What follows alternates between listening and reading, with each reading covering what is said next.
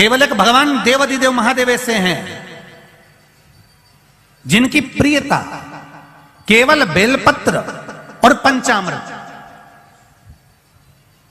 अब जरा अच्छे से समझ जाना, बहुत ध्यान लगाकर सुनना। बेलपत्र और पंचामृत है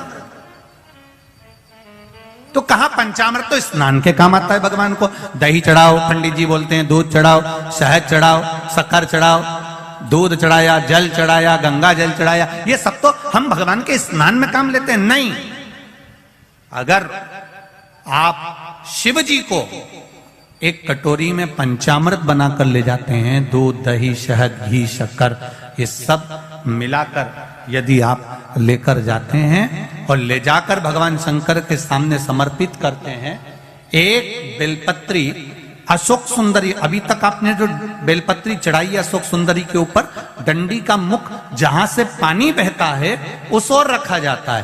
पर जब हमें ऐसा लग रहा है कि हमारे पितृ भूखे हैं या हमारे पूर्वज प्यासे हैं या उनको भाग नहीं मिल रहा, इसलिए मेरा कोई काम नहीं हो रहा, इसलिए शिव राजी नहीं हो रहा है, तो ये बेलपत्री के भाग को बदल दिया जाता है। ये बेलपत्री अशोक सुंदरी की जगह पर जब चढ़ाया जाता है तो ये पत्ती का जो भाग है जहां से पानी बहता है उस ओर रखा जाता है और ये डंडी का भाग शिवलिंग की ओर रखा जाता है। और यहीं पर भगवान शंकर को जो तुम पंचामृत बनाकर लेकर गए हो वो पंचामृत चढ़ाया जाता है और वही पंचामृत थोड़ा सा शिवलिंग पर चढ़ा दिया जाता है। उसके बाद में पितृ पूर्वज जल की आस नहीं रखते, ना भोजन की आस रखते हैं, क्योंकि शंकर उनको तृप्त कर देते हैं, शिव उनको पूर्ण कर देते हैं।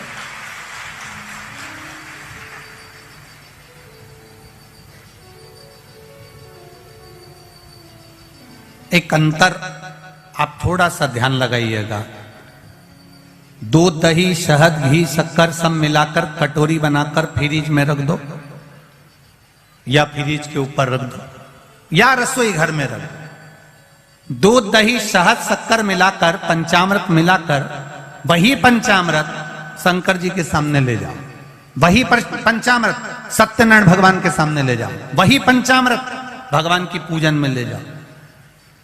जो फ्रिज में रखा है उसको खाकर देखना और जो भगवान के सामने तुमने समर्पित करा है उसको खाकर देखना, दोनों में अंतर हो जाएगा, दोनों का स्वाद बदल, दोनों का स्वाद बदल, दोनों में अंतर है। आप उसको खाकर देखिए, उसमें अंतर मिलेगा आपको।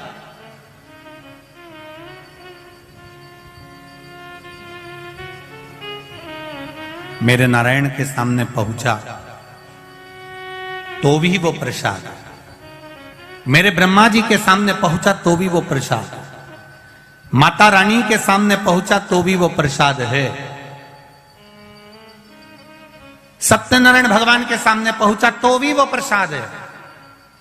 पर दूध, दही, शहद, शक्कर, पंचामृत जो बना हुआ मेरे देवाधिदेव महादेव के सामने पहुंचा, वो केवल प्रसाद नहीं है, वो औषधि निर्मित हो जाती है और उस औषधि से शरीर के ना जाने कितने रोग समाप्त हो जाते हैं।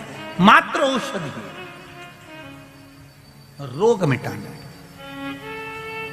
कितना सुंदर कहा है प्रसाद का महत्व समझाते हुए हमारे संत, हमारे साधुजन, हमारे गुरुजन कहते हैं, एक बार जगन्नाथपुरी में दुनिया का सबसे ज्यादा भंडारा भोजन प्रसाद, सबसे ज्यादा जगन्नाथ का भात, जगत पसारे हाथ, जगदीश में, जगन्नाथ जी में।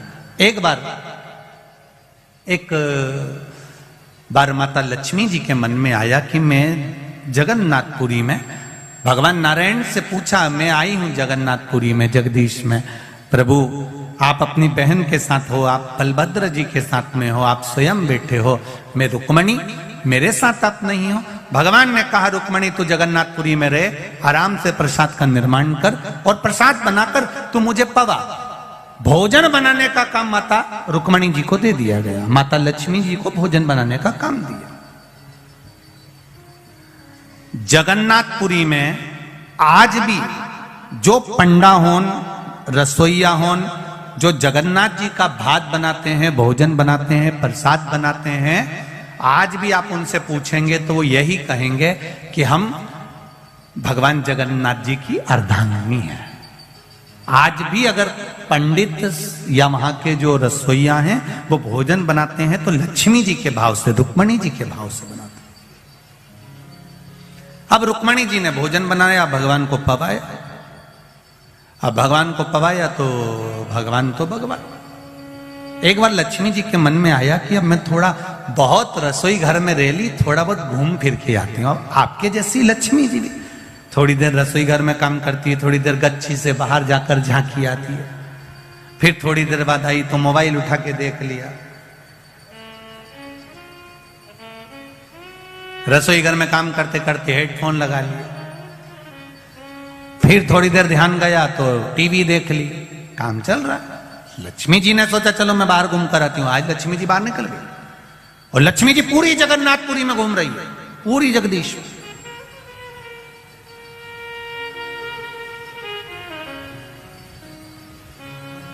सुबह का समय था।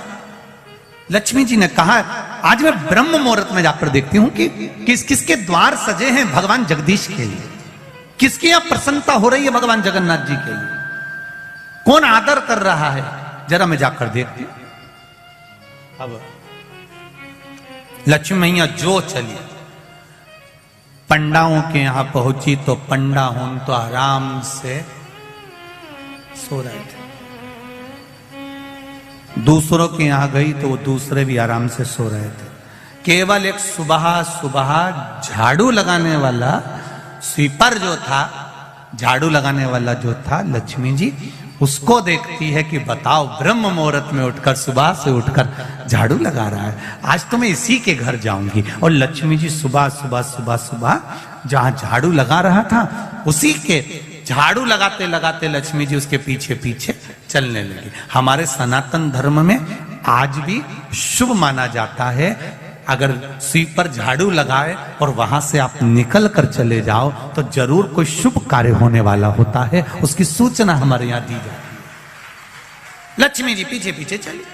अब स्वीपर जो झाड़ू लगा रहा था, सेवक जो झाड़ू लगा रहा था, लक्ष्मी जी उसके घर पहुंच गई। घर के बाहर देखा तो उसकी पत्नी ने 2 कलश सजा कर रखे थे, दिया लगा कर रखा था। अंदर जाकर लक्ष्मी जी ने देखा तो चावल तैयार हो रहे थे, पकवान तैयार हो रहा था। सब देखकर लक्ष्मी जी प्रसन्न हो गई। लक्ष्मी जी के मन में आया आज तो मैं रोज भगवान को भोजन कराती थी, पर आज मेरा मन करता है कि मैं इसके घर में खाकर जाऊं। और लक्ष्मी जी उसके घर में पहुंच गई। लक्ष्मी जी ने हाथ जोड़कर कहा मैं लक्ष्मी, मैं रुक्मणी, मेरा मन है मैं आपके घर में भोजन करूं। उस झाड़ू लगाने वाले की धर्म पत्नी ने कहा वाह वाह मां, बड़ी कृपा करी आपने, आज मेरे यहां प्रसाद पाओगे। हाँ, लक्ष्मी जी बैठकर भोजन कर रही थी, इतने में बलभद्र जी घूमते घूमते आ गए। किसी ने कह दिया होगा बलराम जी को कि सुबह सुबह जब निकलो तो थोड़ा घूमना चाहिए। कहते हैं लोग, ऐसा नहीं कि नहीं कहते, हमसे भी कहते हैं थोड़ा घूमा करो महाराज, जाड़े हो रहे। हम भी प्रयास करते हैं कि सुबह सुबह घूमें। हमने कई बार प्रयास कर कर देखा, हम जब भी घूमने निकलते कोई गाड़ी वाला आकर हमको वापिस छोड़ जाता है। उनको लगता महाराज पैदल चल रहा है तो वापिस। मन हमारा भी करता है कि हम भी सुबह सुबह घूमें। अब बलभद्र जी प्रातः के समय पर घूमने निकले, कोई ने कह दिया होगा भ्रमण करना चाहिए। बलभद्र जी भ्रमण करते करते उसी झाड़ू लगाने वाले के पास सामने पहुंच गए। उन्होंने जो झांक कर देखा, रुक्मणी जी लक्ष्मी जी तो उसके घर में भोजन कर रही। अब तो बलभद्र जी को क्रोध आ गया। बलराम जी ने सोचा इतने बड़े घराने की बहू, मेरे कृष्ण की धर्म पत्नी, द्वारका के राजा की पत्नी, और भोजन कर रही है, वो भी वहां। बलभद्र जी को क्रोध आ गया, वापिस आ गए। रुक्मणी जी अंदर गई, भोजन बना के लाई। ले आओ जगन्नाथ, पाओ जगन्नाथ। सबसे पहले थाली बलभद्र जी की लगी। बलभद्र जी ने कहा मेरा पेट भरा है, मुझे नहीं खाना।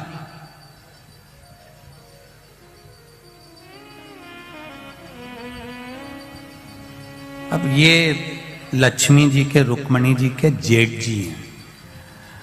और जेठ जब तक ऐठे नहीं तब तक काय का जेठ।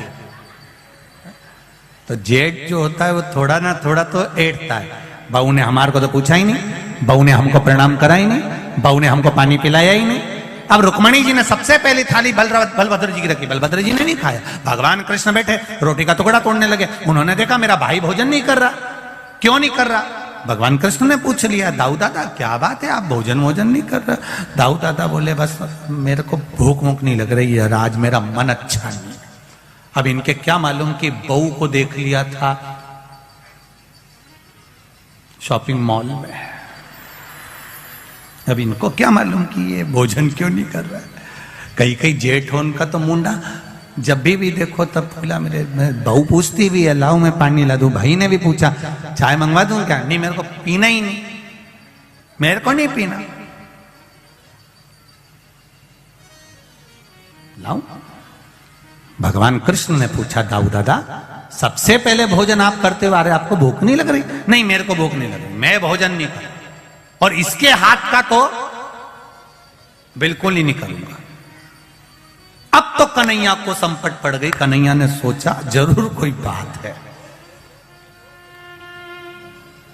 जरूर कोई बात।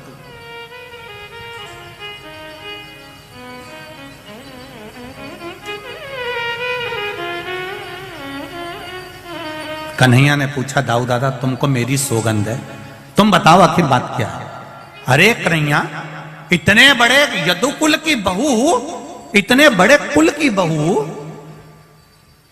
वहां पहुंच गई भोजन करने के लिए। बताओ यहां कोई कमी थी क्या?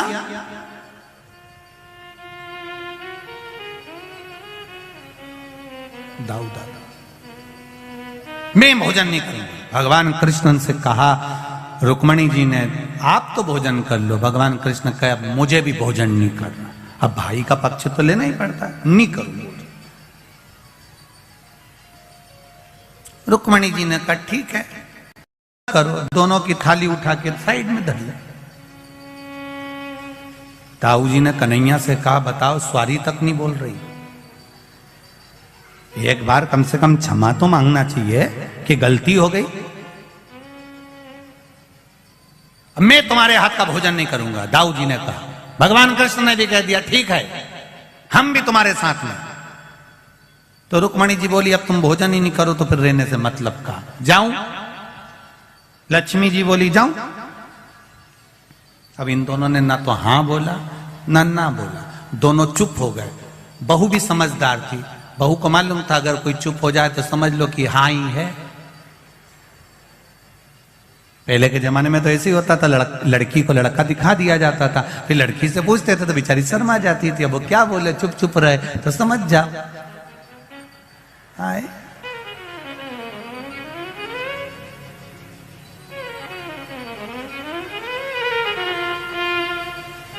वो तो कहीं कहीं अगर दिक्कत आ जाती है। जैसे एक जगह एक नई लड़की की शादी हुई और बेचारा पति को पहली बार लड़की को लिवाने के लिए, बहू को लिवाने के लिए ससुराल आ गया। तो उसने कहा चलो, अब पत्नी ने सिखा दिया था, देखो तुम मेरे घर आओ ना तो थोड़े से अच्छे से आना, ऐसे तुम्हें ना हर कभी खेत खलियान जैसे इधर उधर घूमते रहते ऐसे मत आ जाना, थोड़ा मर्यादा से आना और बहुत समझदारी की बात करना। मेरे घर के लोग सब पढ़े लिखे। उन्होंने कहा तू चिंता मत कर, मैं भी उनसे ज्यादा पढ़ा लिखा हूं।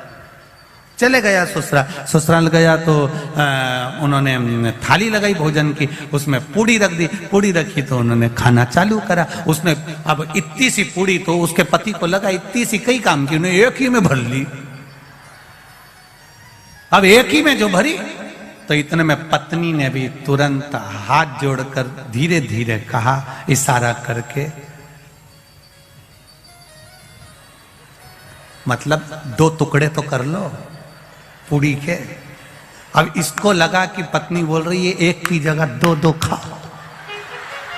इसने 2 पूड़ी एक इस हाथ में एक इस हाथ में, दोनों उठा के मुंह में, फिर उठाई इसने तो पत्नी को लगा गजब का पति मिला। इसने तुरंत अपने हाथ को माथे पे ठोका। ये भी समझ गया अब पूड़ी जब भी खाना है तो उसको उठा के पहले माथे से लगाना, फिर खाना। उसने वही करना प्रारंभ करा। अब इसको समझ। लक्ष्मी जी बोल रही हैं जाऊं, भगवान ना हाँ बोले ना बोले। लक्ष्मी जी उठी, जब मेरा काम ही नहीं है तो मतलब क्या, जा रही मैं तो। पत्नी भोजन बनाए और पति के लिए बनाए और पति नखरे करे कि खाए नहीं, मेरे को तो खाना ही नहीं खाना, तो फिर उसने भी कह दिया मत खाओ, ये पड़ा, मैं तो ये चली गई। वो लक्ष्मी जी ने फिर कहा सुन लो मैं जा रही हूं। भगवान कुछ नहीं बोले। दाऊ जी ने कन्हैया से कहा, एक बार मुंह से नहीं निकला कि क्षमा मांग ले, कि अब के बाद मैं खाना खाने मानी जाऊंगी, नहीं बोले। लक्ष्मी जी चली। लक्ष्मी जी ने कहा मैं चली गई ना तो सोच लेना, फोन भी नहीं लगाऊंगा, फिर मत कहना तुम मेरे से, और मैं गई ना तो फिर समझ लेना। इतने में दाऊ जी बोले कन्हैया जान दे अब अच्छे से ही। लक्ष्मी जी के में ये चली।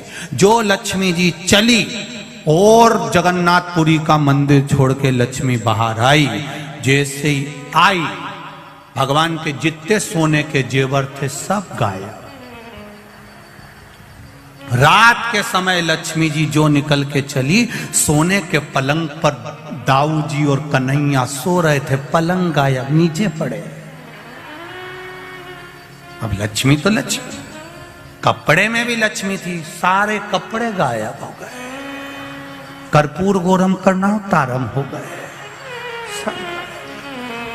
अब पूरे मंदिर से राजसी सुख चले गया। ब्राह्मण भी लक्ष्मी के बल पे थे। जितने पंडा सब आभूषण पहने थे, लक्ष्मी गई, सब गया, सब खाली। लक्ष्मी गई, कोई दर्शन करने ही नहीं आया। भगवान बैठे शांति से, कोई भोजन लेकर आएगा, अब कौन आया? अन्नपूर्णा भी लक्ष्मी, धन वैभव कपड़ा सत्ता सब लक्ष्मी, सब चली गई।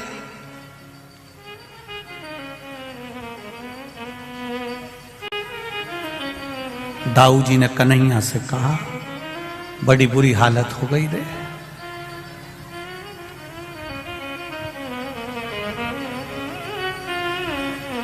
बहू जब आती है खूब वैभव लाती है, भले वो दहेज में कुछ नहीं लाई पर खुशियां बहुत लाती है। और बहू जब झगड़ा कर कर जाती है ना, इसके पिताजी ने भले 1 लाख रुपया भी खर्च नहीं कराओ पर तुमसे 25-30 तो पहली किस्त में मांगती है अदालत से, और लिख के भेजती है हमारे पिताजी ने शादी में इतना खर्चा करा था, इतनी की दौलत थी, इतना का सामान था, इतना का सह था, लाओ। सबको हिला देते। लक्ष्मी जी ने भी हिला दिया। अब भगवान भूखे रहने लगे। भूखे रहे तो भगवान ने सोचा अब क्या करें। भगवान सोचे चलो एक काम करते हैं, थोड़े से कपड़े चेंज करते हैं और छोटे से कोई रूप बदल के कम से कम कहीं भिक्षा ही मिल जाएगी तो खा लेंगे। समुद्र के तट पर भगवान बैठ गए। जैसे ही बैठे कोई आया और भगवान को लाई देकर चले गए। लाई जानते हो, वो धान की लाई नहीं होती, दिवाली पे चलती है, वो लाई देकर चले गया। लक्ष्मी जी को मालूम पड़ा कि भगवान को खाने के लिए लाई मिल गई। लक्ष्मी जी ने पवन देव को बुलाया, समुद्र की लहर में से ऐसी हवा फेंको कि इनके पल्लू में जो बंधा हो सब हवा में उड़ जा। अब पवन देव ने भी सोचा है इनकी मानना जरूरी है।